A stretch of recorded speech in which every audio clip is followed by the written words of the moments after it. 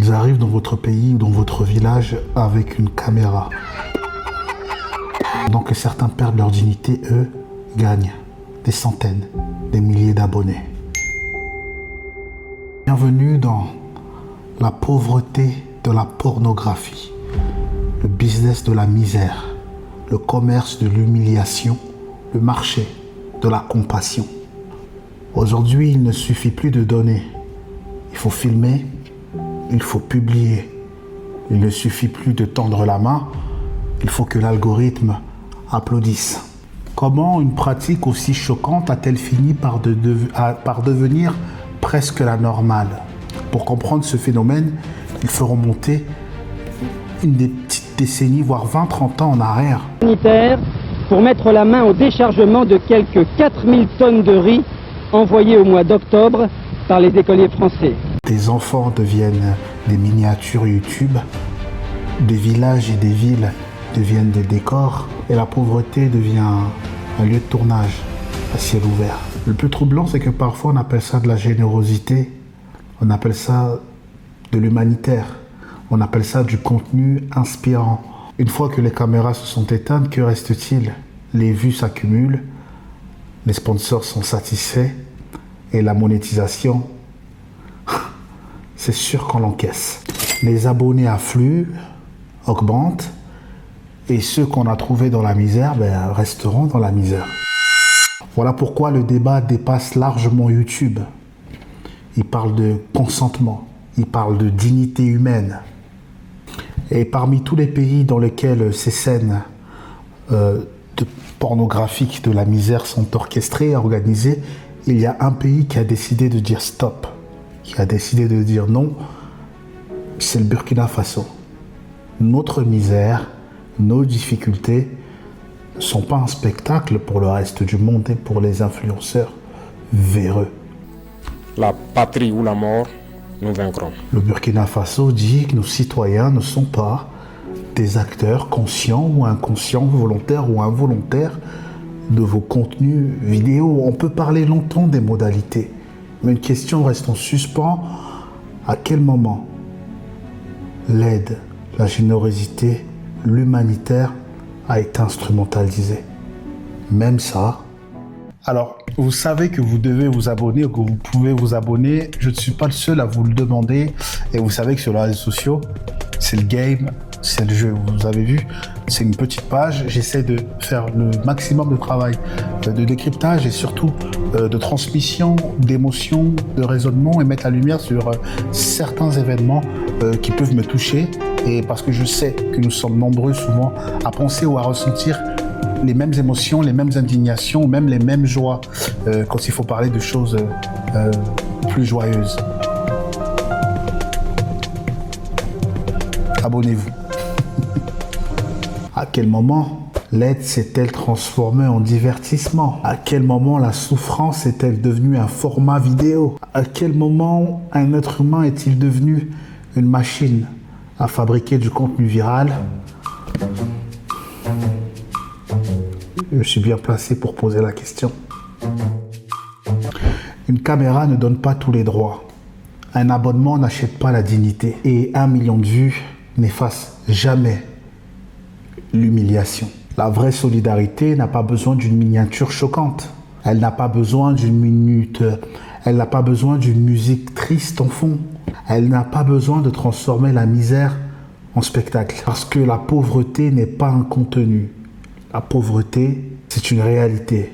Une réalité qui mérite d'être racontée avec respect. Pour sortir les mouches. Mais à quel moment la sensibilisation a-t-elle viré au cauchemar? Car il faut le reconnaître, nous ne sommes plus dans les années 80. Nous sommes à l'ère des réseaux sociaux et les règles, elles ont changé. La misère est devenue un contenu, un réel, une vidéo TikTok, une miniature YouTube, un short, une vidéo Facebook, un élément que l'algorithme va pousser. Pousser tout en prenant compte les émotions. Et certains l'ont très bien compris. Ils arrivent avec une caméra en main, ils filment quelques minutes, puis ils disparaissent. Vous dormez tous ici du coup? Ils publient la vidéo, le buzz apparaît, les vues, la monétisation, on connaît la chanson. Le créateur gagne en visibilité, mais ceux qui ont été filmés, qui pense à eux? Que gagne-t-il vraiment sur le moment et après? Parfois un peu d'aide, un sac de riz ou quelques gâteaux secs, parfois juste le souvenir d'avoir été exposé devant des millions de personnes, des millions d'inconnus. Le problème, vous le comprendrez, n'est donc pas de montrer la pauvreté. Le problème, c'est comment on la montre, comment on la met en scène. Imaginez une personne qui est en train de traverser le pire moment de sa vie et sans lui demander son accord, on allume la caméra. Avant même de saluer les anciens, les plus jeunes, les femmes, les enfants, avant même de se présenter, voyez à quel point c'est malsain. Avant même de faire preuve d'humanité, on cherche le bon angle, la bonne tête, la bonne pauvreté, pour tourner le meilleur film pornographique de la pauvreté sur lequel le reste du monde pourra se masturber. C'est là que le mot dignité devrait prendre tout son sens. Une personne pauvre reste une personne. Ce n'est pas un scénario, ce n'est pas un décor, ce n'est pas un acteur. Elle mérite le même niveau de respect que n'importe qui. Le Burkina Faso affirme justement que cette frontière doit être respectée. Notre image ne peut pas juste se réduire à nos difficultés, parce que nous avons d'autres enjeux. Vous imaginez l'image renvoyée au reste du monde lorsqu'on ne voit d'un pays que la souffrance? On finit par croire que ce pays n'est que de la souffrance. Quand on expose la misère, quand on la met en scène, on efface tout le reste. Les entrepreneurs, les artistes, les ingénieurs, les chercheurs, les agriculteurs, les familles. Toute une nation se retrouve résumée par quelques images de quelques-uns. Et c'est cette image qui voyage plus vite que la réalité. Et le plus drôle, et vous le savez, c'est que les contenus positifs à influenceur égal, c'est-à-dire que le même influenceur va faire une vidéo sur le Burkina Faso de façon positive, de façon à mettre en avant le pays, et une vidéo sur le côté négatif. À votre avis, quel côté rapportera le plus de clics? Les réseaux sociaux, on le sait aujourd'hui, récompensent l'émotion, pas la nuance. Il faut dire que ça a plutôt pas mal marché, hein. Les ONG ont engrangé des milliards de dollars, des projets ont été financés, des voyages, des communications et encore des projets, et des vies ont été sauvées, il faut le reconnaître. Pendant longtemps, une partie de la communication internationale sur nos pays, appelés vulgairement pays du tiers-monde puis pays en voie de développement, consistait à une chose, rappeler la pauvreté.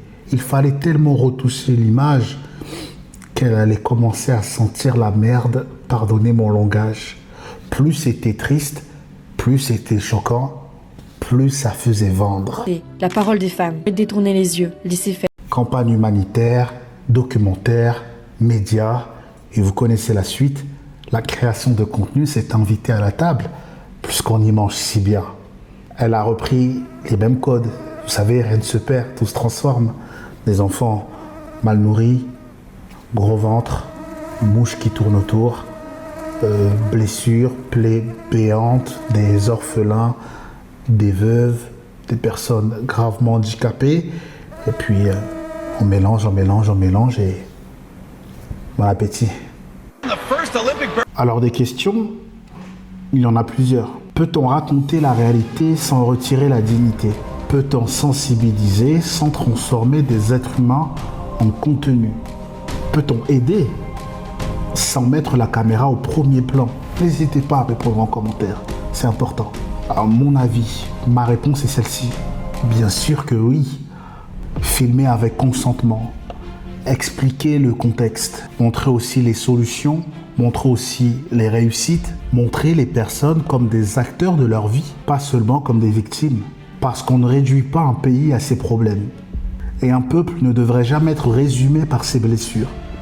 Le débat lancé et assumé par le Burkina Faso dépasse largement les frontières.